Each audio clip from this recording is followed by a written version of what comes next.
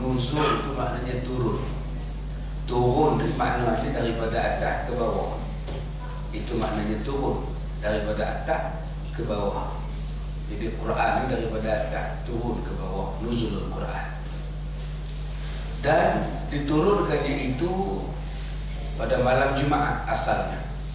Ya, pada ketika diturunkan itu pada malam Jumaat, ketika Rasulullah SAW berada di dalam Gua Hira, duduk berkhulwat di situ. Kita sebut berkhalwat. Ya, khalwat ni dah sekarang ni orang duduk berkhalwat ni duduk berdua-duaan. Sekarang ni orang dah faham khalwat macam itu. Dia ditangkap berkhalwat. Ya, sebenarnya khalwat tu bersunyi-sunyian. Dia duduk seorang-seorang bermunajat dengan Allah, merenung kebesaran Tuhan, mengisapi diri. Itu dipanggil sebagai khalwat ataupun khulwah. Ya, tapi kita sekarang dah faham khalwat ni beromeng. Masalah. Ya, ini timbul masalah. Jadi sudah jadi macam jahat pula khalwat. Padahal khalwat tu asalnya baik. Rasulullah berkhalwat dalam Gua Hira, duduk seorang-seorang. Kenapa ya Nabi duduk seorang-seorang? Ya, sebab Nabi tak boleh duduk di Mekah pada masa itu. Dilihatnya masyarakat Mekah sudah melampau kesesatan dia. Mereka mengelilingi tawaf di Kaabah itu dalam keadaan bertelanjang. Nabi tak boleh tengok benda itu. Sambil bersiul, sambil bertepuk tangan, duduk keliling tawaf Kaabah. Kemudian mereka menyembah berhala semakin menjadi-jadi. Ada 360 berhala di sekeliling Kaabah. Kemudian dilihatnya kezaliman, kejahatan yang sampai pada satu tahap arak ni bukan setakat diminum, malah dijadikan sebagai mandi pun dengan arak. Jadi Nabi Muhammad ni orang yang baik, dipanggil sebagai Al-Amin. Dia bukan macam budak-budak biasa. Ya, sebab ada orang kata Nabi Muhammad ni sebelum dia nanti jadi Nabi, dia seperti budak-budak biasa. Ya, mamak-mamak di kampung lah, serupa je. Tak ada tuan-tuan. Kalau dia serupa dengan budak-budak di kampung, dengan Nabi pun telanjang sekali kat Kaabah. Nabi tak pernah telanjang dekat Kaabah. Nabi tak pernah minum arak. Nabi tak pernah menghadap muka dia menyembah berhala. Tak ada. Dia tak macam budak-budak lain. Budak-budak lain semua tokong. Budak-budak lain minum arak, budak-budak lain berzina. Nabi Muhammad tak pernah berzina. Bukan keturunan berzina. Jadi Nabi tak boleh tengok benda tu. Sebab apa dia tak boleh tengok? Sebab dia bakal Nabi. Kalau bakal Nabi pun telanjang sekali, apa orang kata? Kamu telanjang sekali kami hari itu, udah jadi Nabi. Jadi orang akan kutuk Nabi.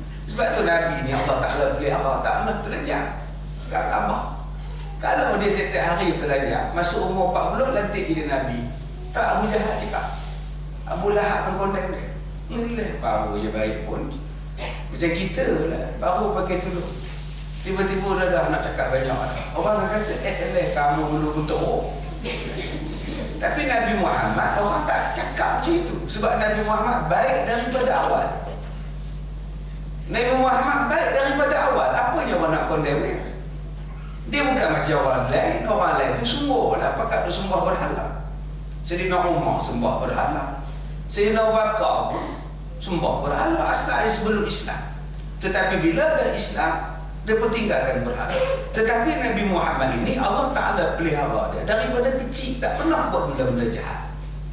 Jadi Allah Ta'ala sebut kepada kita dalam surah Ad-Duha, alam yajidka yatiman fa'awa wa wajadaka dhalan fa'ada wa wajadaka 'ailan fa'aghna. Bukankah kami dapati kamu lahir dalam keadaan anak yatim, dan kamilah yang menjaga kamu. Maknanya Allah kata Nabi Muhammad ni lahir dalam keadaan anak yatim, dan Allah yang jaga Nabi Muhammad. Dia tak seperti kita, anak yatim kita ni tak terpelihara, tak terjaga. Nabi Muhammad tu terjaga sungguh, akhlak dia terjaga, makan minum dia terjaga. Masa mak Nabi tu melahirkan kepada Nabi, 3 hari je mak Nabi ni menyusukan anak dia. Lepas 3 hari mak Nabi ni tak ada susu. susu kering, tak ada susu. Padahal kalau ikutkan logik akal, apa salahnya mak Nabi ni, tok Nabi pergi perah susu kambing, susu unta? Dah susu tak ada, pergi dah perah susu haikal. Apa salah? Tak perah je. Dicarinya manusia lain untuk menyusukan dia. Itu yang datang Suwaibah tu. Suwaibah itulah yang menyusukan. Kenapa yang Allah pelihara? Tak ada siapa pun teringat nak bagi Nabi ni minum susu binatang. Baik susu lembu, baik susu unta, baik susu kambing. Tak masuk susu binatang waktu kecil-kecil Nabi dalam badan Nabi. Sebab Allah pelihara dia. Alam yajidka yatiman fa'awa. Jadi jangan kita condemn Nabi. Wa wajadaka dhalan fahada. Bukankah kamu lahir di tengah-tengah masyarakat yang jahiliah, yang sesat? Kami yang beri hidayah kepada kamu. Sebab tu Nabi Muhammad tak bertelanjang di tawaf di Kaabah. Sebab tu Nabi Muhammad tak minum arak. Sebab tu Nabi Muhammad tak berzina. Sebab tu Nabi Muhammad tak buat benda jahat. Sebab Allah kata kami bagi hidayah kepada dia waktu dia duduk di tengah masyarakat yang jahiliah. Jadi Nabi ni duduklah tuan-tuan di atas Gua Hira, dalam Gua Hira. Tinggi tuan-tuan Gua Hira. Saya tak pernah naik pasal tinggi. Nah, sekali saya naik, saya lagi turun, jatuh, saya lagi tak boleh balik Malaysia. Tak payah. Duduk di bawah juga.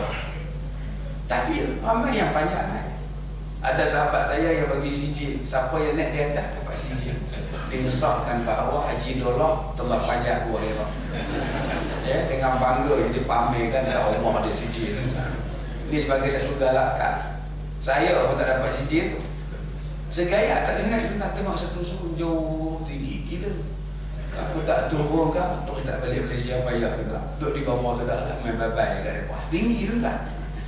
Jadi Nabi Muhammad ni dia duduk beberapa hari, kemudian dia turun ke bawah. Balik jumpa Khadijah. Dan Khadijah pun tak marah. Itulah isteri yang solehah, isteri taat. Dia tak marah. Dia tak kata dekat mamak dia, rumah ada elok kata di dalam gua apa. Dengan nyamuk ke ular ke apa. Dia tak ada sebut macam itu. Dia tak cakap. Duduklah wahai suamiku. Tak apalah. Khadijah tak kisah kata dia. Kadang-kadang Khadijah yang hantar makanan naik ke atas. Bayangkan masa itu Khadijah dah umur 50 lebih. Masa Nabi diangkat jadi Nabi umur 40. Masa itu umur Khadijah 55. 55 tahun, masih panjang lagi mungkin untuk hantar makanan pada Rasulullah SAW. Kita baru 2 tingkat rumah. Suami kata, oh ya, bawa kopi kata dia. Gatal orang tua, dia turun ke bawah. Malas sangat. Ingat kita ni apa? Si kandang ni orang tu. Tuan-tuan, Khadijah tak ada cakap macam tu. Awak rungkui bawa tak pawai ni kan? Untuk suami dia. Sebab itu Rasulullah tidak bermadukan Khadijah sepanjang hidup dengan Khadijah. Sebab Khadijah jaga Rasulullah, sungguh-sungguh punya jaga. Jadi kalau tuan-tuan tak nak dimadukan, jaga macam Khadijah. Jaga sungguh macam Khadijah lah. Ya Allah subhanallah, dia jaga sungguh Nabi Muhammad. Maka satu hari pada bulan Ramadan, Nabi Muhammad duduk dalam Gua Hira tu, dia nampak satu lembaga yang besar yang menutup seluruh langit, gelap langit ni. Nak apa pula ni, kata Rasulullah. Mai dekat gua dia makin mari menyerupai seorang. Dia peluknya Rasulullah. Iqra. Tuan-tuan, kalau kita duduk dalam surah Ar-Rahman ni pun, duduk seorang-seorang, tiba-tiba orang main peluk, demam kita. Ya, demam kita. Kita pergi sembahyang subuh pukul 4 pagi Tok Bilal ya, mewah lah dengan Tok Siap sampai awal. Pukul 4 sampai dah dia buat qiyamul-lail. Waladhdallin, dia sembahyang surah. Amin. Satu surah dia dengar amin. Rasa koma Tok Bilal tu. Dia kata, ustaz saya 4 hari saya koma. Saya sembahyang seorang tapi bunyi berdengung amin satu masjid ustaz. Kita hak tu pun kita takut lah. Apa nak takut? Dia jin, kadang-kadang dia nak tumpah sembahyang. Relax lah bro. Dia takut susah hati sepak. Tak payah takut-takut. Kalau bukan jin, hantu.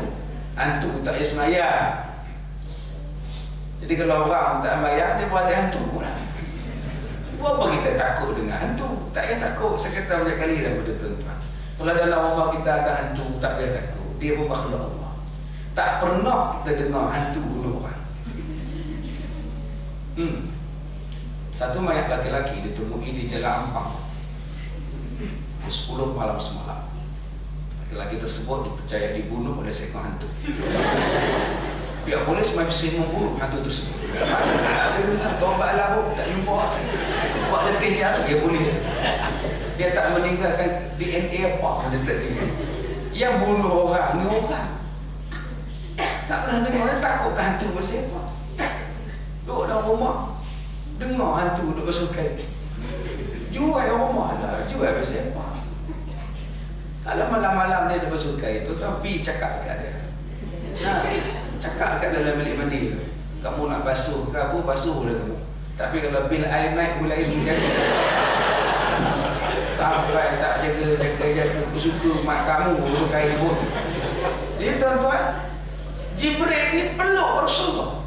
Inilah kali pertama Nabi Muhammad tengok Jibril dalam rupa asal. Pertama, ketika turunnya ayat Quran yang pertama. Yang kedua, ketika Isra' dan Mi'raj, dia tengoknya Jibril. Dia ada berapa ratus sayap. Jibril ni ada beratus sayap. Satu sayap dia buka gelap langit dan bumi. Bayangkan besar macam mana tuan-tuan.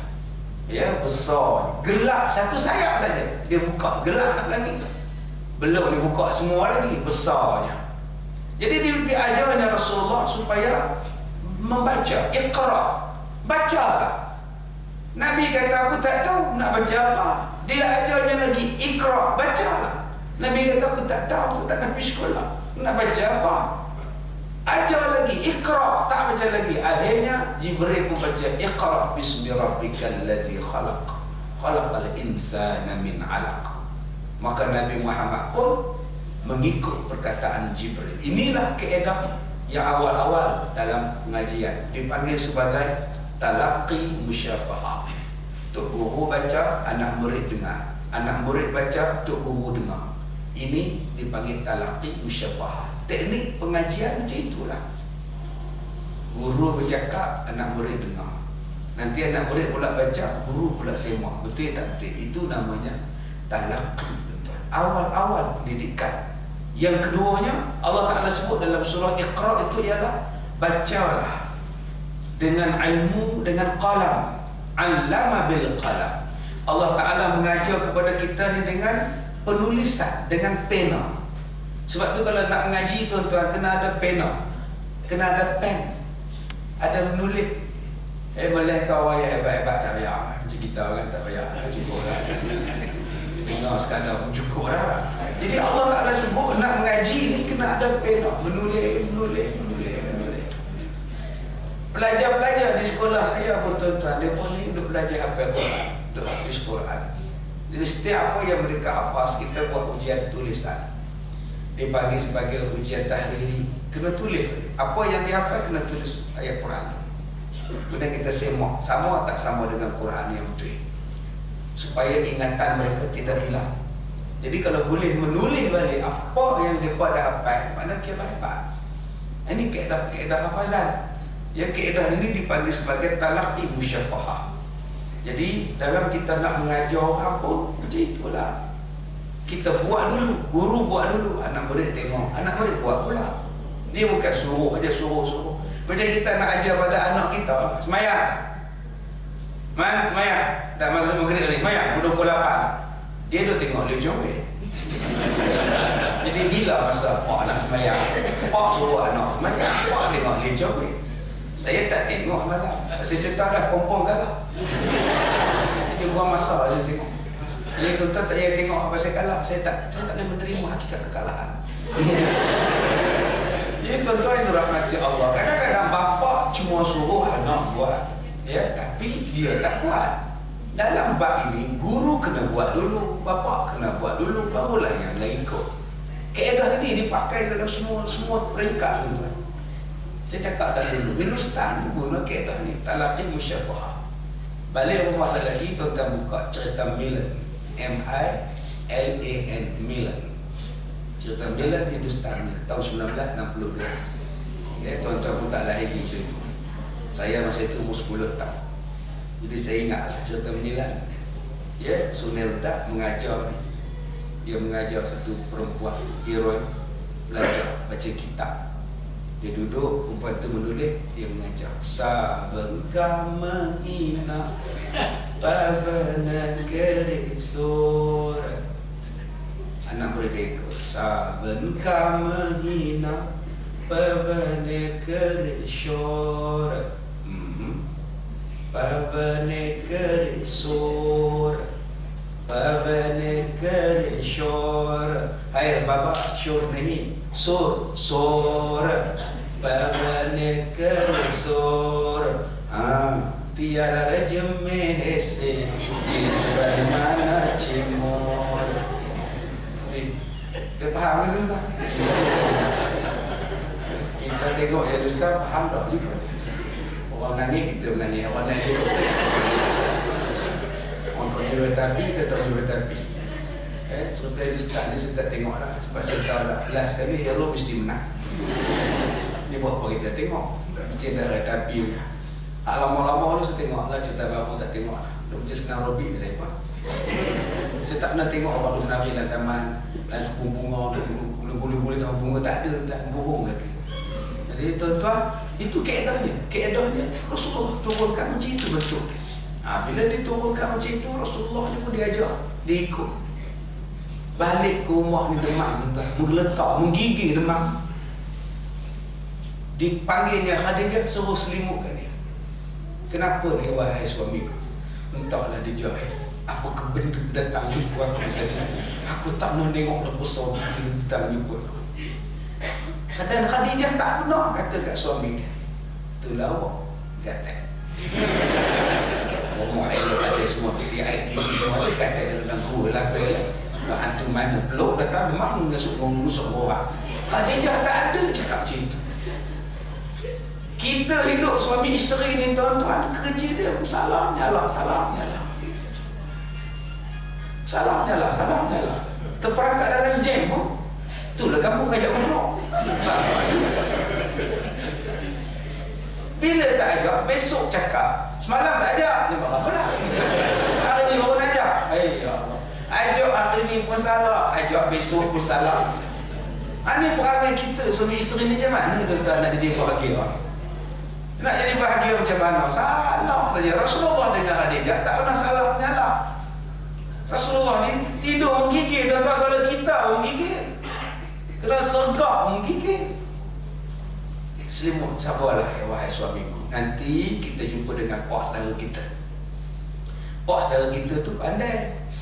Cuba kita tengok siapa yang datang jumpa suami semalam. Datanglah tuan-tuan. Pergi besok tak lamanya, turun ayat Quran pula, ya ayyuhal muzammil, ya ayyuhal mudaththir. Wahai orang yang muslimut, wahai orang yang muslimut, wahai orang yang tidur, bangun, qum fa'anzir. Bangun kamu bagi peringatan. Kamu sekarang ni dah jadi nabi dah. Turun perintah Allah ayat 2 ayat 3 lah. Sebab itu pergilah menghadap Waraqah bin Naufal, bapa saudara Khadijah. Nabi pun ceritalah sampai Z apa siapa kata Waraqah bin Naufal, yang datang menemui kamu wahai Muhammad ialah yang pernah menemui Musa, yang pernah menemui Isa, yang membawa cerita kenabian, yang membawa wahyu kepada mereka. Namanya ialah Ruhul Qudus, namanya ialah Jibril. Jibril ni tuan-tuan, malaikat Jibril lah. Nama glamour dia ialah Ruhul Qudus. Nama IC dia Jibril. Tapi nama yang mulia kepada dia nama panggilan manja dia Ruhul Qudus, yang Allah Ta'ala sebut dalam surah Al-Qadar, tanazzalul malaikatu warruh. Pada malam qadar itu turunnya malaikat dan roh. Roh tu siapa? Jibril lah. Bukannya roh tu mak bapak kita yang dah meninggal balik, tok nenek kita balik, bukan. Sebab ada orang faham malam Lailatul Qadar tu tok nenek balik. Pasang lampu. Dia memang tak nampak rumah. Ay, ya Allah, dia ingat malaikat tu buta ke mon? Rabun ke apa? Sebab ada orang yang malam tu dia sibuk pasal lampu liklak, pasal lampu pelintir. Orang suruh buat ibadat, dia sibuk buat pasal lampu. Orang suruh buat ibadat, sibuk buat kesemprit. Makcik buat kesemprit lah ustaz. Kenapa tak semayang ke apa? Makcik uzur. Jadi pahala makcik buat kuih ni macam pahala 83 tahun makcik buat kuih ustaz. Jadi buatlah kuih makcik, tak salah. Buat kuih pun ibadat juga. Ya, tapi bagilah orang makan. Ini buat kuih tapi tak makan, simpan dalam balang. Disusun dalam kabinet. Dengan bangga dia tengok. Besok lepas subuh dia tengok, banyaknya kuih. Padahal rasanya sama juga, semuanya menjerit belakangnya. Anak-anak minta dia tak bagi. Tengok duk tempel ke semprit, anak minta mau nak kuih. Ini mau nak simpan raya. Ambil yang hangit tu. Sampai kita buat untuk mereka, kita beli untuk mereka. Kenapa tuan-tuan tak bagi makan? Ini beli 3 10 ringgit, 1 10 ringgit, 20 ringgit, buat balik ke balang-balang. Anak tapak tangan anak. Mama nak simpan raya. Siang kat budak tu bagi dia almalanda tu nak makan. Ada orang bagi tapi marah. Makan. Bulu tak nak makan. Makan dengan sahur tu sekali. Siang budak. Kita beli untuk makan, itu kalau simpan buat apa? Buat je mati budak tu tak sempat raya macam. Dia minta kita bagi ke seperi angin. Pukul 8 malam, lepas tengah dia pergi masjid, sikat di sini. Bertemu sama-sama bersekali sini. Sudah mati anak kita. Tak biasa kita. Ini suami balik sembahyang tarawih, buat muka baik, duduk sebelah isteri dia. Banyak kepihan kuih, adalah 4 jenis abang. Dia pun ambil tangan, abang macam budak-budak juga. Ambil yang ni. Siap agak suami ni. Makanlah, tengok comel main. Dah berhitam dia makan. Buatnya dia merajuk kau berlondak dia keluar rumah. Pukul 1 boleh datang rumah. Ini ke rumah Pak Mat Tempel. Apa kita tahu Pak Mat Tempel langgar dengan tokak. Tu merajuk kita, sedih kita. Laki kamu ke mana? Be'ah semalam. Dia nak kuih semprit, saya tak bagi. Saya suruh ambil yang hangit, dia merajuk. Dia pergi tahun ni. Malam dia start malam tu tahlil 3 malam, semua kuih semprit. Pak banyak tahu tahlil dia kuih semprit. Apa yang nasi tak ada dekat ya. Tu nak ke arwah. Masa hidup tak nak bagi. Dah mati baru nak bagi, apa? Tuan-tuan, Waraqah bin Nawfal ni adalah ahli kitab. Yang dia tahu siapa yang datang jumpa Rasulullah. Yang datang itu ialah Jibril, wahai Muhammad. Kamu ni Nabi. Kata Waraqah, kalau aku masih hidup, aku akan tolong kamu, wahai Muhammad. Tak lama selepas itu Waraqah pun mati. Dia dah tua sangat dah masa itu.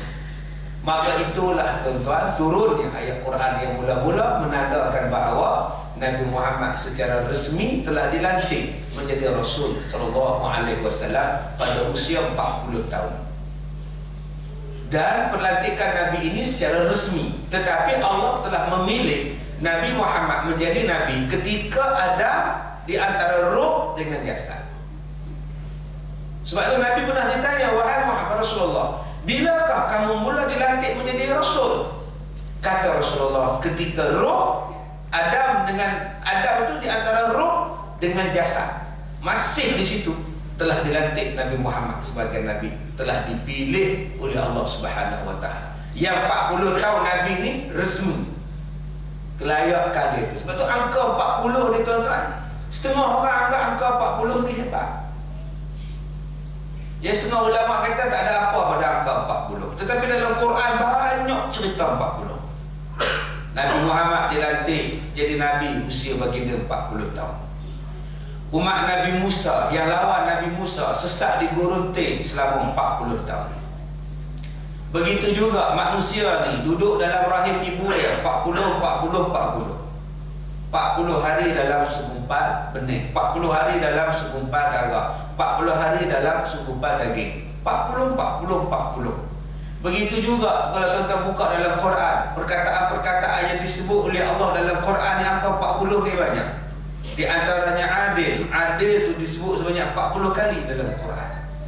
Jadi banyak peristiwa-peristiwa yang berkaitan dengan 40. Ya, ada yang setengah mengatakan bahawa tidak ada apa istimewa dengan 40.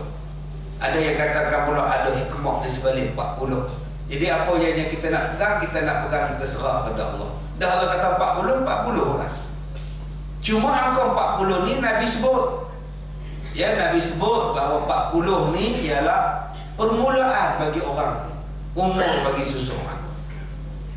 Permulaan hidup kita nak ke arah kematangan pada usia 40. Nabi ada sebut. Tu yang orang putih tiru perkataan Nabi tu. Sebenarnya dia ambil daripada hadis Nabi. Bila umur 40 ni dia akan membawa kepada satu sifat kematangan. Umur 40 ni dah boleh pikul banyak tanggungjawab. Umur 40 ni pemikiran dia adalah pemikiran yang berlapis-lapis. Dia bukan lagi nak berfikiran selapis. Aku nak tukar lah exhaust baru. Dia tukar je. Tapi orang yang umur 40 dia fikir, kalau aku tukar exhaust baru ke nak simpan dia untuk anak sekolah. Dia fikir begitu. Untuk anak lah. Exhaust ni bulu pun boleh. Jadi kalau 40 tak boleh fikir lagi tuan-tuan, Wallahualam lah. 40 tahun tak boleh nampak lagi sifat kematangan, duk perangai macam budak-budak lagi, ni masalah. Sebab tu angka 40 orang perempuan takut. Suami kamu berapa umur Siti? 40. Jaga-jaga 40. Oh, dia cukup takut lah. Tiap-tiap hari duk cek handphone. Ada mak baru untuk orang yang tu Ustaz. Dia kata Ustaz umur 40 ni lelaki-lelaki nak jadi miang dengan gatal Ustaz. Yang tu saya tak pun cerita. Kalau nak kira gatal ni 100 tahun menggatal. Nak kira gatal ni 20 tahun menggatal. Tapi hak Nabi sebut 40 tahun ni pemikiran dia sudah berubah banyak. Kadang-kadang umur 38, 39 dia akan bawa perubahan. Daripada dulu tak semayang, lah dia dah menuju ke arah semayang. Kalau dulu tak pernah semayang tarawih, masuk umur 40 ni dia fikir banyak lah. Kalau dulu duk pakai seluar pendek main bola, lah pakai tracksuit lah. Kalau dulu ni duk tengok benda yang tak elok, umur 40 ni dia akan mula fikir lah. Tapi kalau umur 40 belum lagi berubah, tak ada lagi tanda-tanda nak berubah jadi baik, kita bimbang. Sampai satu lagi tempoh, Allah bagi tempoh 63 tahun. Kalau umur kita panjang 63 tahun, insya-Allah boleh lagi berubah. Tapi kalau selepas 63 tahun tak mau juga berubah, dia tak akan berubah.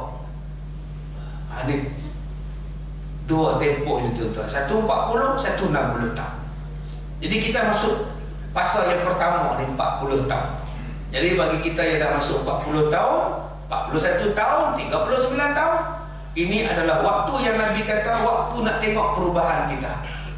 Jadi kalau yang mana kita ni panah barat, dah umur 39, umur 40 ni sabarlah banyak-banyak. Sabar banyak-banyak. Tenang jiwa banyak-banyak. Jangan duk sepak isteri, duk pukul dia tak pasal-pasal apa. Kita dah umur 41 lah. Pasal apa je duk layan isteri macam hamba? Pasal apa kita duk layan tak elok pada dia? Patut Sabtu Ahad beritahu dekat isteri, ya, daripada hari Isnin sampai hari Jumaat, ya dah bangun sahur. Kejutkan kita orang. Sabtu Ahad ni ya rehat. Abang mulai masak. Bunuhnya isteri. Ya tidur, dia dah siap semua, baru mak kejut ya. Pukul 6.30 dia kejut. Satu keluarga tak ada sahur. Akak sampai pagar. Jadi tuan-tuan, sepatutnya umur 40 ni kita banyak toleransi tak? Banyak sabar, banyak fikir, jangan duk marah, sudah mendah. Dah tua. 40 tahun ni dah bermula dah kehidupan kita ke arah kematangan. Sampai bila lagi nak semayang di rumah, tak nak semayang Jumaat? Sampai bila lagi tuan-tuan kita ni tak nak campur dengan orang tua-tua? Kita dah 40. 40 ni dah ke arah kemasyarakatan.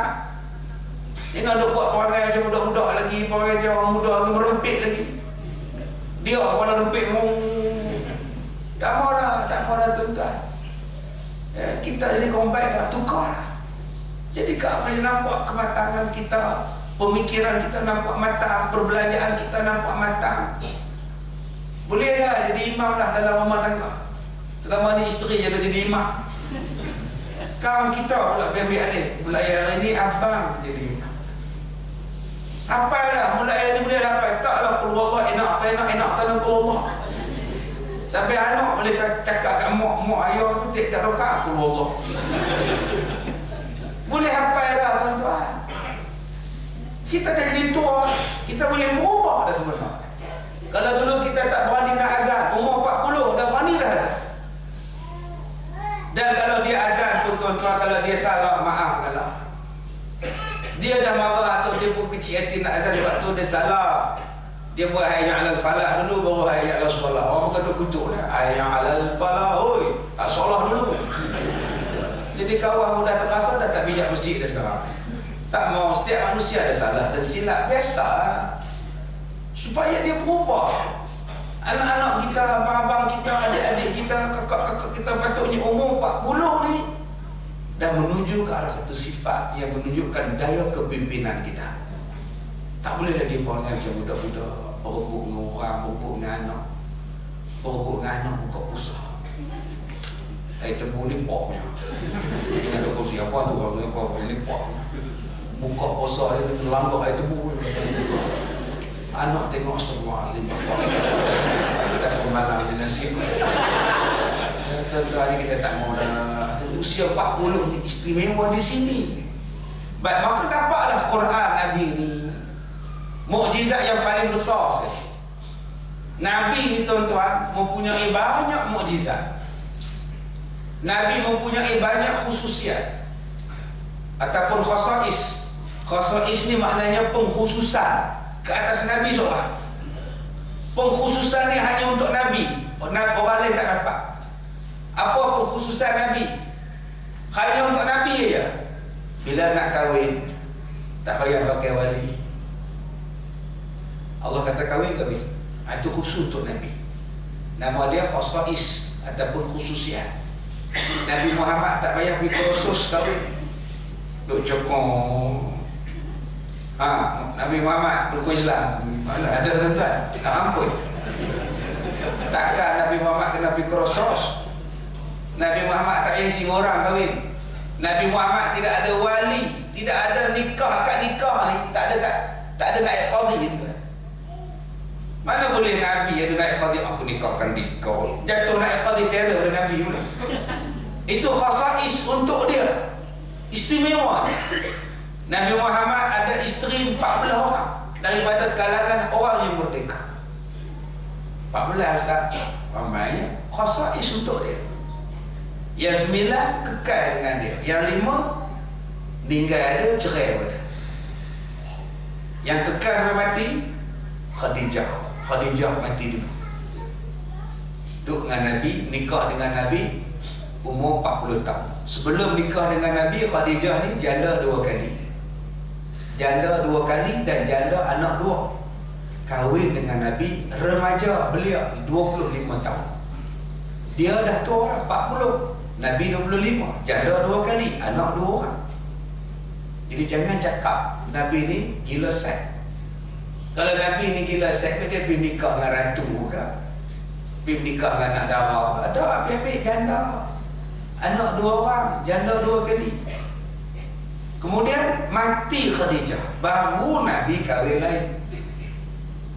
Nabi tak madukan Khadijah, Nabi sayang Khadijah. Khadijah ni baik sungguh.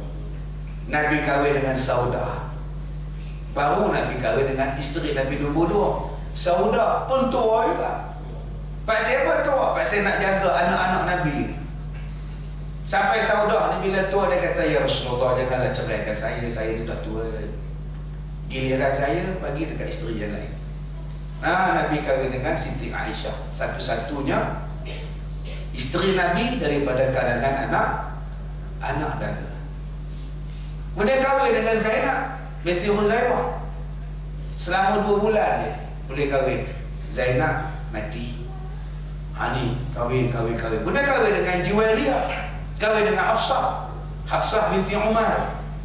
Hafsah binti Umar ni suaminya mati, janda, anak Sayyidina Umar. Datang jumpa dengan Ali. Wahai Ali, kamu kahwinlah dengan anak saya ni suaminya dah mati, dah habis dah iddah, dah kahwin. Sedang Ali menang, minta maaf lah Umar, sedar lah kot. Kahwin dengan anak, minta dah Bakar tu lah ambil jadi isteri. Orang kata tidak lah, kata Bakar, maaf lah. Orang tak nak.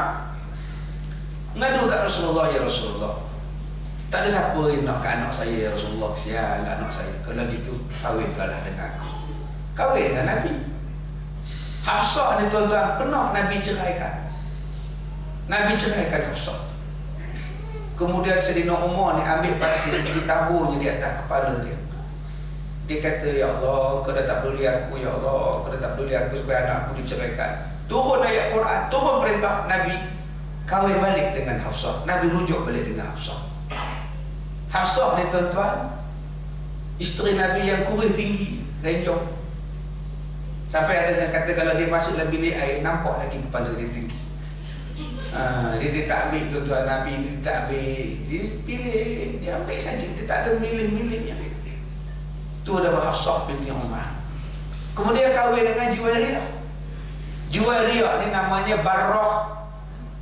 Nabi tak suka dengan nama Barrah, tak elok, maka Nabi tukar kepada nama Juwairiyah. Kemudian Nabi kahwin dengan Maimunah. Kahwin dengan Maimunah. Nama Maimunah ni pun nama dia Barrah juga. Nabi kata tak suka, tukar nama Maimunah. Asalnya Barrah. Jadi tuan-tuan, kita boleh tukar nama. Kalau nama tu tak elok, kita boleh tukar. Nabi tukar, tak salah, tukarlah nama lain. Daripada nama tak elok pada nama yang lebih elok. Jangan nama dah elok, itu tukar nama tak elok. Nama Mahmud elok lah, itu tukar Mud. Mud tu gantang, suka cupak tu. Oi Mud, tapi kat Arab bagi Mud, dia bagi cupak kat dia. Jadi panggil nama Muhammad, jangan panggil Mamat. Mamat tu mati. Nama Muhammad, Mamat mati tu. Sebab tu orang yang nama Mamat tak lama hidup. Neka pun tak lama, Bingkok nyanyi pun tak lama. Ada pun nama banyak sikit ke, Amy ke, Awi ke banyak, Jamal ke banyak sikit. Pun nama Mamat ni pendek, tak ada. Berkurung lama rasakan, tak ada lah. Itu lagu raya dia seronok lah, tak ada pergi mana lah. Tuan-tuan, jadi Nabi kahwin dengan Maimunah, nama dia Barrah, Nabi tukar. Nabi pergi ke Madinah, nama dia Yathrib. Nabi tukar ke Madinah, bandar yang moden, yang bercahaya. Madinah, Madan, moden. Masyarakat Madan, masyarakat Madani, moden. Tukar. Duduk di Madinah, ada dua kaum suka bergaduh, nama dia Aus dan Khazraj. Nabi tukar nama. Jangan bubuh Aus, jangan bubuh Khazraj, bubuh Ansar. Tukar nama lain. Nama bangsa pun ditukar, nama negara pun ditukar. Ini Rasulullah, kalau kebaikan. Dia tak fikir tengok bangsa kita ni patut tak patut tukar nama. Layu. Bila sebut you ni tentang di hujung ni memang salah. Tak larat namanya kuyu, letih namanya lain. Nampak? Kerjanya ada kuyu apa you tukar-tukar nama Melayu ni. Bagi dia penegak, bangsa penegak. Melayu semua ni, kalau Rasulullah ada gambar dia tukar nama dia. Jadi tuan-tuan, Rasulullah dia kahwin dengan Maimunah. Kemudian Rasulullah kahwin dengan Saudah, dengan apa nama? Dengan satu lagi perempuan nama orang Arab, Sofia, orang Yahudi, Sofia binti Huyai. Kahwin dengan Sofia binti Huyai. Banyak. Kemudian kahwin dengan Asma. Dengan Asma Nabi cerai kan? Sebab apa Nabi cerai? Sebab Asma ni bila Nabi panggil, dia kata dekat Nabi, a'udzubillahi minka, aku berlindung dengan Allah daripada kamu. Dia cakap dekat Nabi begitu. Aku berlindung dengan Allah daripada kamu, wahai Muhammad. Nabi cerai dia tuan.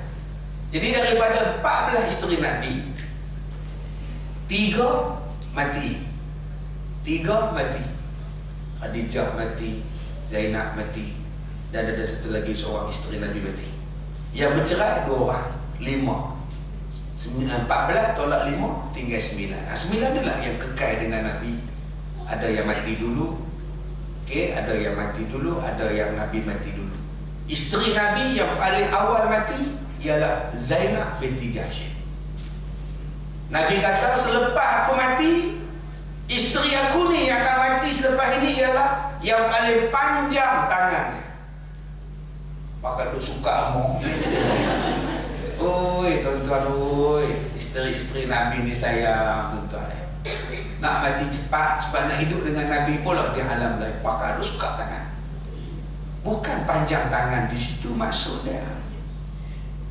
Bukan. Zainab ni tuan-tuan, sebelum dia kahwin dengan Nabi, dia kahwin dengan Zaid bin Harithah. Zaid ni siapa? Zaid ni adalah anak angkat Rasulullah. Nabi bela pada kecil. Orang panggil Zaid bin Muhammad. Zaid bin Muhammad. Turun ayat Quran dalam surah Al-Ahzab melarang dipanggil anak angkat dengan bin bapa angkat. Allah perintahkan haram dibubuh bin binti bapa angkat. Haram tuan-tuan. Asalnya Zaid bin Muhammad, turun perintah Allah, Nabi pakai balik nama yang asal, Zaid bin Harithah. Bapak dia nama Harithah. Jadi tuan-tuan, yang mana anak angkat ada sini, jangan lupa nama kita, lupa nama pak dia. Salah dia, bapak dia tak tahu Ustaz. Macam mana bapak tak tahu? Kita orang berjumpa dalam plastik, dicampur kat surau, kita ambil lah. Kalau gitu bubuh nama Abdullah. Tapi suami saya memang nama Abdullah Ustaz. Rezeki kamu. Tapi ingat, walaupun bin Abdullah, dia tetap bukan anak kita, walaupun kebetulan nama Abdullah. Okay, tak boleh ubin kita. Okey Ustaz, macam saya Ustaz, saya tak ubin tau. Macam nama budak tu Zaid, nama suami saya Abdullah, nama suami saya Muhammad. Jadi saya terus sama je, Zaid Muhammad. Saya tak ada bin tengah-tengah. Terus Zaid Muhammad. Jangan tipu Tuhan lah, Tuhan tahu. Bubuh lah bin Abdullah. Tak usah takut budak tu nanti bila dia besar kan dia tak ada terima kan. Cakap direct, kamu bukannya anak kita orang. Apa dengan mama bela kamu. Kami jumpa kamu dekat dalam tong sampah. Jadi kami ambil. Kalau bela kamu dengan penuh kasih sayang. Takut apa cerita elok? Kamu ialah anak angkat daripada Somalia.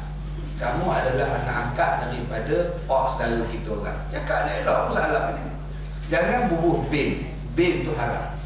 Jadi Zaid bin Harithah tadi ditukarlah nama balik pada Zaid bin Harithah daripada Zaid bin Muhammad. Maka bila dah besar Zaid, dia pun nak kahwin. Rasulullah ni pergi Mina Zainab. Zainab ni orang kaya, perempuan jutawan. Orang menega, perempuan ni pandai-pandai menega tu, jutawan. Banyak-banyak menega, perempuan pandai menega, jutawan. Baru ni saya jumpa pakar kosmetik, Masya Allah, biji satu pun tak ada di muka. Oh, kosmetik semua tuan. Dahi ni licin, pipi licin. Oh, apalah dia taruh ni sebelok lagu ni. Saya tengok gelang mah dia tuan-tuan, subhanallah. Cincin dia satu bentuk bersama 4 jari. Banyak tak besar, tak besar. Kita ni satu bentuk, 1 jari. Dia satu bentuk, 4 jari tutup. Subhanallah. Saya tanya dekat dia, doktor, tu cincin nekah ke? Dia maaf kan? Ustaz, emas lah, apa nekah-nekah pula. Itu kalau perempuan dapat tangan sebelah dia bergaya tu. Dia tok-tok je tangan awak lari gitu. Kaya juga. Kaya gila kan? Masya Allah. Siapa nak pergi nama ya? Jam lagi. Yang tu. Nak pergi nama. Kereta dia berharga 1.4 juta. Tuan-tuan setakat nak betul kancing tak payah. Setakat nak kereta kancing orang tak payah kalau masa ni tuan-tuan. 1.4 juta. Astagfirullahalazim. Masya-Allah. Subhanallah, tak kaya ni. Ya, saya tengok panggung tak beli apa. Bawa laju tak sedar. Saya tengok. Ya, bila kona ni air tak tumpah. Air dalam kereta dia tak tumpah. Dalam botol mineral tak tumpah, tak payah. Tak tumpah apa dia tutup.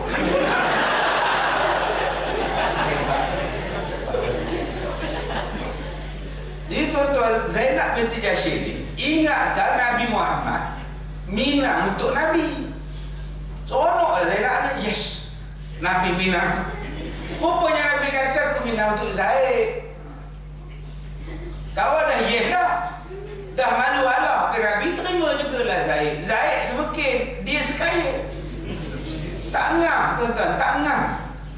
Tak apa nak ngam. Bila tak ngam tuan-tuan, Zaid rasa tak selesa, Zainab rasa tak selesa. Sebab antara dua derajat.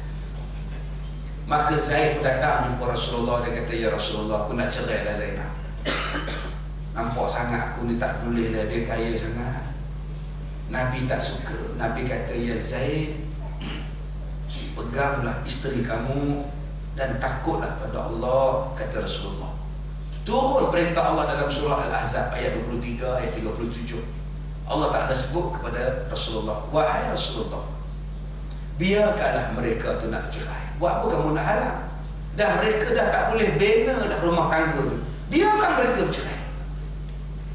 Dah tak boleh nak hidup sebagai suami isteri, duk tahan apa lagi? Saya tuan-tuan, orang datang jumpa saya macam-macam masalah. Saya senang je, cerai dah kau. Nah, Ustaz, suami saya pukul saya Ustaz. Akak kerja kau pegang tak cerai. Saya tak nak macam itu, saya nak pasal doa je. Kalau lagi tu tak ada dalam muka. Dia lepas mati. Minta lah cerai kau. Apa? Pening kepala. Yang pening saya lah. Kau tak cerai lah, kau berhak minta cerai. Senang.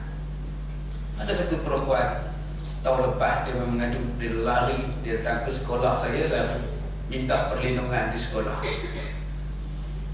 Dia kata, Ustaz, saya minta perlindungan di sini. Saya kata, apa masalah kau? Suami saya ni Ustaz, dia ni sudah tidak berdaya maju. Faham ke tak daya maju? Macam mana Ustaz orang tak daya maju? Macam ni lah ni, angkat jatuh. Bucu magic. Udah macam lapik meja ni bucu, angkat jatuh. Asal jatuh angkat. Jadi suami dia bawa balik jantan lain, suruh tidur dengan dia.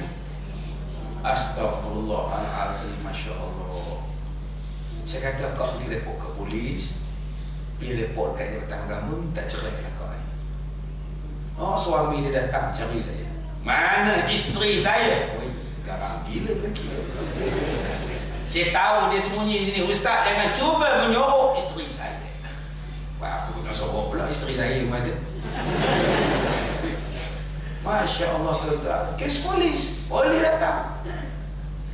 Sebab polis tengok report isteri dia, polis datang ambil. Masya Allah, macam itu ada lelaki, tuan-tuan. Isteri dia kata, Ustaz, dia suruh saya projek dengan lelaki-lelaki lain dan dia nak tengok. Dia suka tengok, dah gelap. Itu bukan 3 suku dah kau. Itu gila babi gila. Bulan Ramadan ni isteri dia datang balik dengan wajah ceria. Ustaz, merdeka. Lambat lagi kau, sebulan lagi. Tak dapat tengok satu orang dia sambung. Aku ada bercerai Ustaz. Alhamdulillah Ustaz. Alhamdulillah Ustaz. Alhamdulillah Ustaz. Masya Allah. Dah cerai dah. Dia bawa anak dia umur 8 tahun 7 tahun. Anak ni Ustaz, saya lahirkan dia umur 45 Ustaz. Ini dia. Saya 45 pun mengandung lagi Ustaz. Sekarang dia pun boleh mengandung lagi Ustaz. Astagfirullahaladzim. Saya begitu tak boleh kok, saya nak sembang tarawih. Sampai sakit aku pula sangkut. Mana boleh pun siapa nak bagi aku ya? Boleh melahirkan anak lagi sebentar lagi aku. Don't worry. Ini macam-macam tuan-tuan manusia. Jadi Zainab ni tuan-tuan, suami dia Zaid nak cerai, Nabi tak bagi. Nabi kata tahan. Turun perintah Allah, wahai Muhammad, apa nak tahan? Biarlah mereka cerai. Bila dah bercerai, turun ayat Quran, suruh kahwin pula dengan Zainab. Wahai Muhammad, ambil Zainab jadi isteri. Apa sebab Allah suruh Nabi kahwin dengan Zainab? Sebab nak tunjuk hubungan anak angkat dengan bapa angkat tidak ada apa-apa hubungan. Hubungan menantu angkat dengan bapa angkat tak ada apa-apa hubungan sampai boleh kahwin. Masyarakat masa itu bising lah, Muhammad kahwin dengan menantu. Wak munafik ni bising dah tuan-tuan. Adakah Nabi kahwin dengan menantu sendiri? Dia bukan menantu. Itu bukan menantu. Zaid itu anak angkat, bukan anak kandung. Dengan anak kandung, ya, sampai mati tak boleh kahwin. Dengan anak angkat, dengan suami anak angkat, dengan isteri anak angkat, tak ada hubungan. Kita boleh ambil dia jadi isteri kita, tak ada masalah. Lepas tu jaga-jagalah tuan-tuan, abang-abang akak-akak ni yang jadi anak angkat. Sebab kita masa program dulu, program duduk di universiti, bakti siswa, desa siswa, ya, program anak angkat. Duduk 2 minggu di kampung. Penyerahannya YB nyerahkan. Dia jemput yang Muhammad Dato' untuk menyerahkan anak-anak angkat pada bapa-bapa angkat. Untuk seluruhnya saudara, Nur Azian binti Razali. Bapa angkat dan mak angkatnya ialah Pak Mak Tempe. Salahlah dengan Pak Mak Tempe. Padahal haram. Mana boleh salah? Duduk di rumah, awak balik dah. Inilah rumah bapak, masuklah. Datang anak-anak pok Pak Mak Tempe ni, Wan, Ipui, Siti, Pengok. Salam dengan kakak. Wan tu dah umur 16 tahun. Mana boleh salam? Haram. Boleh buat anak angkat itu, boleh. Tapi jaga aurat. Jangan duk salam tak kira-kira. Jaga batasan-batasan dia. Ekoran daripada itulah sampai sekarang masih lagi disebut anak angkat. Padahal program anak angkat itu 84. Maka sekarang ni isteri dia pun macam menantu kita kononnya, salam sekali. Padahal kalau mati anak angkat tu, isteri dia boleh jadi anak kita, boleh jadi isteri kita. Isteri dia tu boleh jadi madu pada kau. Jaga-jaga tuan-tuan. Dia bukan menantu betul. Menantu betul sungguh. Menantu betul tak boleh kahwin dengan mertua sampai mati, sampai kiamat. Sebab tu menantu dengan mertua, auratnya tak ada aurat yang ni, aurat yang besar. Aurat menantu dengan mertua daripada pusat sampai ke lutut. Sebab tu kalau menantu balik kampung tengok mak mertua dia bersalin, mak mertua bersalin, umur 50 bersalin. Selama dulu je mak mertua tu selok musuh. Sihat semua? Sihat. Cuma doktor lah marah aku dah tua beranak. Macam mana dah rezeki Tuhan. Selama dulu menantu tengok isteri cubit suami dia. Abang tengok anak ke tengok apa? Tak adanya haram. Bukannya haram. Dia yang auratnya daripada pusat sampai ke lutut. Serupalah kita dengan kakak kita. Kakak kita tuan-tuan duduk dapur, duduk tak sembahyang, tarawih uzur, duduk pukul-pukul bolu, buka baju kembar, panas dapur. Adik balik sembahyang tarawih, duduk pukul-pukul jatuh je kain tu pun. Lada diikat di pinggang sunat. Yang adik tengok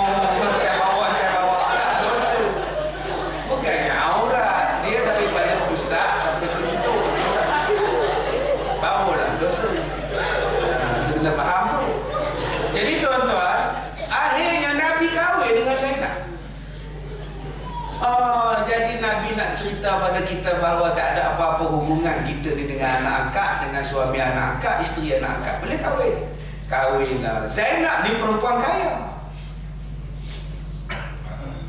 Dia ni jenis genggam tak tiri. Genggam tak tiri. Kalau dapat duit, sorry lah, nak lepas-lepas buka tak ada lah. Sebab tu kaya.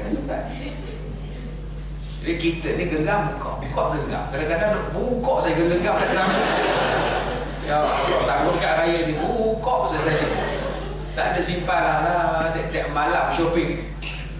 Tuan-tuan, bila kahwin dengan Nabi, Zainab binti Jahsy ni bertukar perwatakan. Mula-mula dengan mulut dia, Masya Allah. Mulut dia pun, dia tengok isteri Nabi Sofia. Sofia ni orang Yahudi. Dia kutuk Sofia. Oh, Yahudi. Nabi marah dekat Zainab. Apa kamu kata dia? Kenapa kata dia? Bukankah dia orang Islam walaupun dia Yahudi? Nabi tak balik ke rumah Zainab 3 bulan. Zulhijjah, Muharram dan setengah Safar. 2 bulan setengah Nabi tak balik ke rumah Zainab. Pasal Zainab, Nabi marah, lawan, sebab mengumpat orang. Kisah ni, tapi kita kena belajar kisah-kisah isteri Nabi ni. Sebab tu kalau isteri tuan-tuan melawan, tuan-tuan biasa bro. Isteri Nabi ada yang melawan. Ini kita nak heran ke siapa? Akak-akak pula jangan cakap itu pula, melawan aku kata suami. Abang tu isteri Nabi pun lawan Nabi, tak marah apa? Jangan kata cakap itu pula, ni cerita tak habis lagi tengok. Jadi 2 bulan setengah, hampir 3 bulan Nabi tak balik ke rumah Zainab. Sebab Nabi marah, dia ngumpat. Dia henanya si Sofia binti Huyai. Sebab itu tuan-tuan, kalau kita nak marah pada isteri kita, ada 3 peraturan. Abang-abang nak marah isteri, paksa dia nusyus, paksa dia melawan, ada 3 peraturan. Pertamanya, fa'izuhunna, hendaklah dinasihati isteri. Kalau isteri kita buat salah, nasihat dia, ajar dia, jangan marah, ajar. Ya, abang nak tegur sikit. Semalam kamu kasar dengan mak, tak patut buat macam itu. Itu teguran. Dan saya kata kepada tuan-tuan, nak menegur, suara kena besar. Bila suara besar, dia duduk dekat, duduk atas katil dia. Mak tu tak dengar sangat, dia buka. Dia tak nak marah-marah, dia masih apa. Yelah, orang panggil 10 kali pun tak jawab. Dia tak dengar. Jangan cakap macam kasar macam tu, terasa mak sial ke mak. Guna bahasa dalam, bis. Jangan tengking.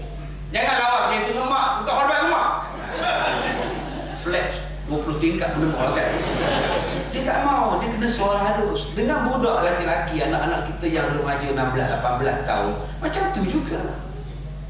Letak tangan kita atas bawah anak kita.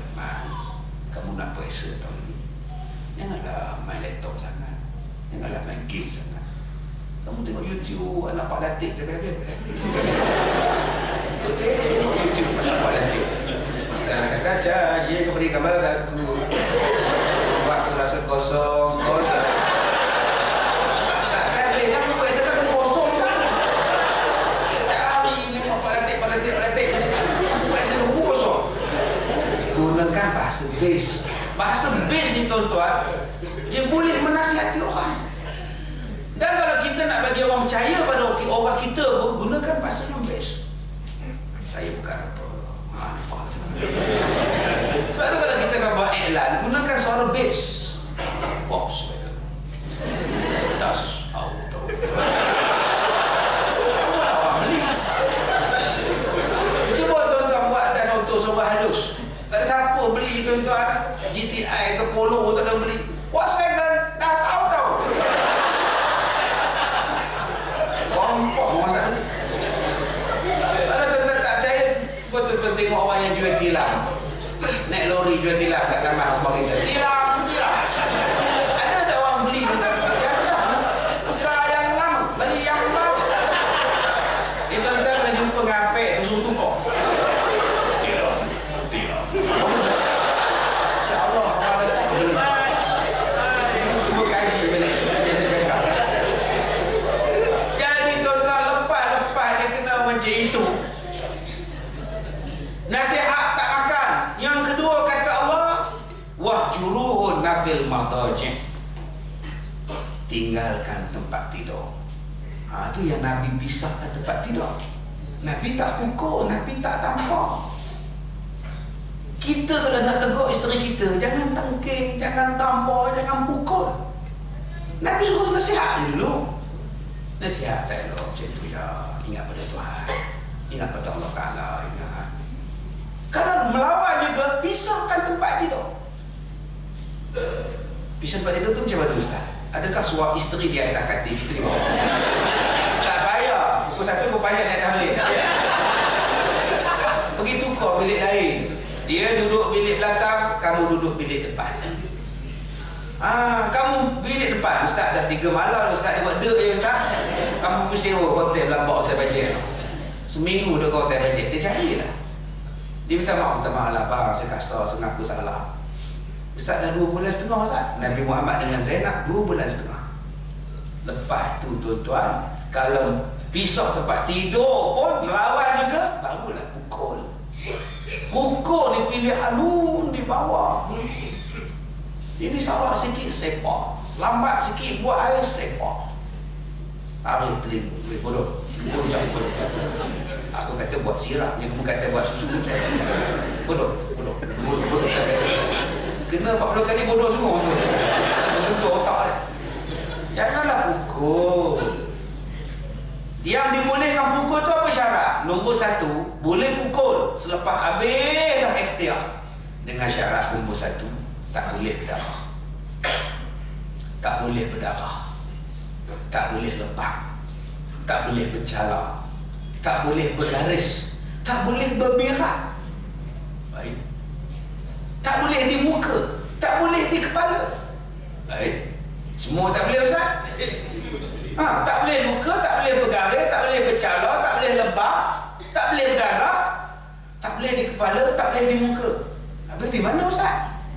Benda yang tak memberdarahkan, benda yang tak melukakan, ada di tempat yang orang tak nampak. Di mana? Mungkin di betis.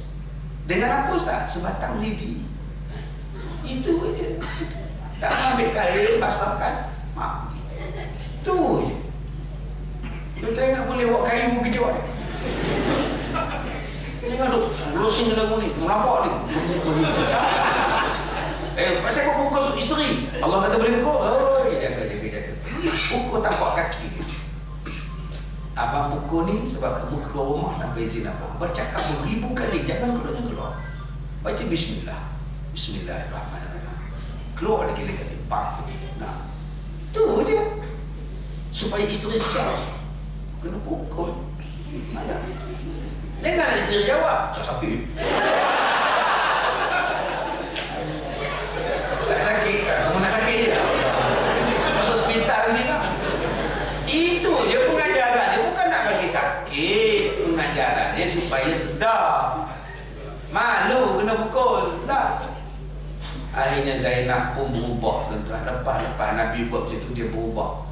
Daripada orang yang genggam tak tiris, tangan dia sentiasa terbuka. Bagi orang sana sedekah, bagi orang sini sedekah, bagi orang sini sedekah. Orang miskin dia tolong, anak yatim dia tolong, harta dia tolong orang rata. Kemudian Nabi wafat. Lepas Nabi wafat, dia pun wafat. Zainab bin wafat, mati. Siti Aisyah kata, dalam banyak-banyak iskami, rupa-rupa Zainab lah yang tangan panjang. Sebab dia paling rajin bersedekah. Tangan panjang bukan maknanya mencuri. Tangan panjang maknanya rajin bersedekah. Nabi kata, isteri aku yang paling awal mati, selepas aku mati, yang paling ikut aku cepat mati, yang paling panjang tangannya. Mereka pakai dia suka. Rupa-rupanya yang paling bersedekah itulah yang panjang tangan. Cuba tuan-tuan tengok, betul tak betul panjang tangan rajin sedekah? Diminta kepada anak-anak yatim daripada rumah anak-anak yatim, Darul Imam beratur YB nak bagi sumbangan anak yatim. Cuba tengok YB. Panjang tangan. Diminta kepada makcik lihat apa tu. Dia nak bagi hamper rayon. Begitu bagi. Tu tangan panjang. Yang tangan pendek apa? Tepi dekat pencopet. Orang yang mencuri ni tangan pendek. Mana ada mencuri tangan panjang? Buat apa mak? Curi tak ada. Kau tentu tengok orang yang mencuri dia apa-apa macam ni. Dia duk apa? Tangan kiri duk jalan, duk rabuk pokok belakang. Nampak? Tu nama tangan pendek, bukan tangan panjang. Kalau lah tangan panjang seluk pokok, semua orang nampak. Gini seluknya. Tak, dia duduk dalam bas, dia duduk belakang punggung Allah. Dan nak terompak, dia angkat jalan terus. Cuba tengok makcik begini, pergi pasar Ramadan. Pergi beli kain kat Masjid India tu, beg tangan di sini. Zip tu buka. Perempuan tu pun sibuk milih baju, makcik pun sibuk milih, tapi tak dengar dalam, seluk dapat. Itu maksud dia. Jadi jangan tuan-tuan faham, tangan panjang ni mencuri. Kena tukar balik, pergi jumpa dia bahasa besar, kena tukar balik hutang. So tukar pada bahasa tu, tak betul tu. Tangan pendek ni lah orang yang suka mencuri. Tangan panjang ni orang yang suka sedekah. Jadi Zainab binti Jahsy ni tuan-tuan Nabi kata mulianya dia sebab dia rajin bersedekah. Dia tuan-tuan panjang-panjang dengan tangan ni. Minta bu dekat depan dia. Ni pendek-pendek tangan, panjang-panjang kan. Bulan Ramadan ni kita tiru sifat Nabi Muhammad ni, iaitu rajin bersedekah. Bertambah-tambah sedekahnya dalam bulan Ramadan Mubarak. Yang terakhirnya tuan-tuan, bila sebut tentang Quran, tuan-tuan nak tanya apa? Kita baca dalam surah Fatihah. Kita baca dalam Fatihah. Dalam surah Fatihah kita sebut apa?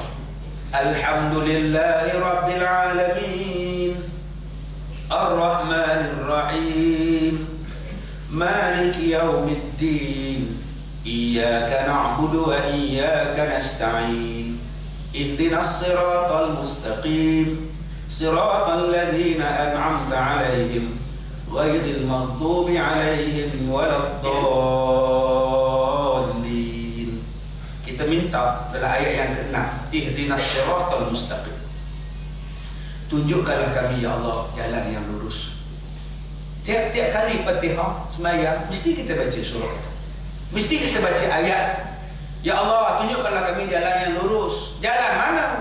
Siratal ladzina an'amta 'alaihim. Jalan yang engkau bagi nikmat ke atas mereka. Bukan jalan yang kau murkai dan bukan jalan orang sesat. Jalan mana? Allah jawab sebelah je dalam surah tu. Surah nombor 1 Fatihah, surah nombor 2 Al-Baqarah. Allah jawab dalam surah Al-Baqarah, nak dapat jalan yang lurus, bukalah. Apa dia ayatnya? Awal-awal surah Allah jawab.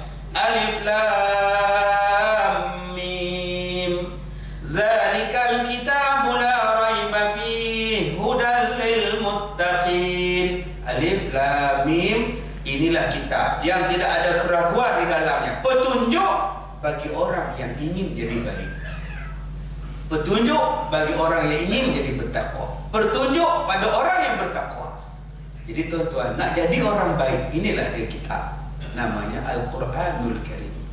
Ikutlah Quran, jadilah baik. Tuan-tuan nak jawab persoalan apa? Quran ada jawapan. Baru ni heboh dekat Sedang Jaya ke Sedang mana ke baru ni, Subang Jaya ke Sedang mana ke baru ni, kisah UFO. Orang nak ambil gambar tengok dia makan kat kedai mamak, main 2-3 lagu. Ni Twice of Elliot pakai duk cakap. Ya Allah, Quran dah bagi jawapan lama dah. Tidak ada makhluk asing. Ini kita duk cari UFO siapa? Mana ada? Quran sebut dah. Quran kata orang, walaqad makkannakum fil ard, sesungguhnya kami jadikan kehidupan ini hanya di bumi. Kehidupan macam kita ni hanya ada di bumi. Di planet Mars tidak ada air. Tak payahlah buang masa duit pergi atau robot ke planet Mars. kita akan menghantar robot ke planet Mars untuk melihat adakah planet Mars sesuai untuk didiami oleh manusia. Confirm tak sesuai. Kalaulah di planet Mars itu boleh hidup, bila keadilan nak ditegakkan? Sebuah bank dirompak oleh 5 perompak tengah hari tadi. Kejadian berlaku apabila 5 perompak dipercayai menaiki sebuah kereta private merompak bank di Jalan Ampak. Kerugian kira-kira 10 juta. Perompak dipercayai telah melarikan diri ke planet Mars. Bila nak kejar tu? Seorang penoreh getah hari ini dimasukkan ke hospital akibat dirogol. Kejadian berlaku di Pokok Senek Kedah apabila warga Mas berusia 65 tahun itu pergi menoreh getah. Perogolnya telah dipercayai melarikan diri ke bulan. Bila nak ditegakkan keadilan? Bila tuan-tuan? Itu dia dalil senang je. Carilah di bumi, dia ada di bumi selagi tak mati. Itu yang wartawan temu ramah makcik yang kena masuk rogol. Makcik tak melawan ke masa kena rogol? Makcik tak melawan lah. Mula-mula tu melawan juga. Lama-lama biapi lah. Kawan lama lah, 65 lah. Tuan-tuan, Allah sebut dalam Quran, kehidupan ini cuma ada di bumi. Air, pokok durian, buluh, ada di bumi. Ustaz, yang UFO tu Allah sebut dalam Quran, wa iz qala rabbuka lil malaikah inni ja'ilun fil ardi khalifah. Dan ingatlah ketika kami berkata kepada malaikat, kami nak jadikan manusia ni sebagai khalifah di muka bumi. Apa makna khalifah di muka bumi? Laqad khalaqnal insana fi ahsani taqwim. Dijadikan manusia itu sebaik-baik bentuk kejadian. Nama dia otak. Nama dia otak. Sebab ada otak lah datangnya handphone. Binatang itu ada otak. Tak buat handphone lagu nak. Dengan ada otak lah ni ada kameraman tu tuan. Ni kira besar lah kamera dia mah. Ada kamera kecil duduk nyorok situ. Duduk beli air dia ambil gambar kita. Dengan ada otak. Allah kata manusia lah yang paling bijak sekali. Kalau kita kata UFO tu ada, dia boleh terbang begitu laju sampai kapal terbang tak boleh kejar, maknanya kita dah menolak satu ayat Quran yang mengatakan bahawa manusia paling bijak. Sebab ada orang kata UFO ni bila dia terbang kita tak boleh kejar. F-16 tak boleh kejar, Sukhoi tak boleh kejar, Nuri lagi lah. Tak sempat nak kejar orang-orang tu balik. Kalau kita kata ada kapal terbang yang boleh pusing dunia tanpa dapat dikesal oleh radar, maknanya makhluk asing lebih pandai daripada manusia. Sedangkan Allah sebut dalam Quran manusia ni paling pandai. Tak ada makhluk lebih pandai daripada manusia. Sebab tu kita semakin lama semakin mudah hidup. Kita semakin lama semakin mudah hidup dan semakin maju hidup. Dulu naik unta, sekarang naik kereta. Dulu naik kapal laut, sekarang naik kapal terbang. Semakin mudah. Dulu basuh kain, bubrah basuh kain kat sungai. Tok kita, mak kita basuh kain, bawanya besen, sangkut kat pinggang, basuh di sungai. Sebab tu orang perempuan ni dia ada pinggul. Senang tak besen jalan. Dia dukung anak pun senang, tak jatuh dah anak. Suami ni dia straight cut. Sebab tu dia jarang dukung anak. Kalau dukung jatuh melorot bawah. Sekarang mana ada lagi tuan-tuan? Mesin basuh semua. Campak lah mesin basuh. Pandai-pandai kamu lah mesin tu. Mesin ni bila dah siap-siap beritahu ni. Dah siap. Dulu kita nak hidupkan, nak buka puasa, pukul 3 mak kita dah bawa. Pukul 3 petang mak dah ke dapur. Sekarang pukul 7 suku baru ke dapur. Semua main tunjuk. Dahsyatnya sekarang tuan-tuan, laut tunjuk. Jadi dah betul. Tunjuk macam. Dulu mak kita nak hidupkan bini duduk di kampung, ambil batang betik, ditiupkan dapur kayu. Sekarang tak payah. Canggih gitu dah. Microwave masa dah tamat dia bunyi dah. Microwave 5 minit buka ni, ting, dah siap. Ni otak kita.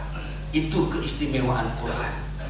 Jadi tuan-tuan, insya-Allah kita cerita lain-lain masalah ya tentang kehebatan Quran ini. Ini saya cerita baru sejarah Nabi dengan isteri Nabi. Belum kita belajar lagi tentang kehebatan Quran. Saya baru cerita tentang UFO je.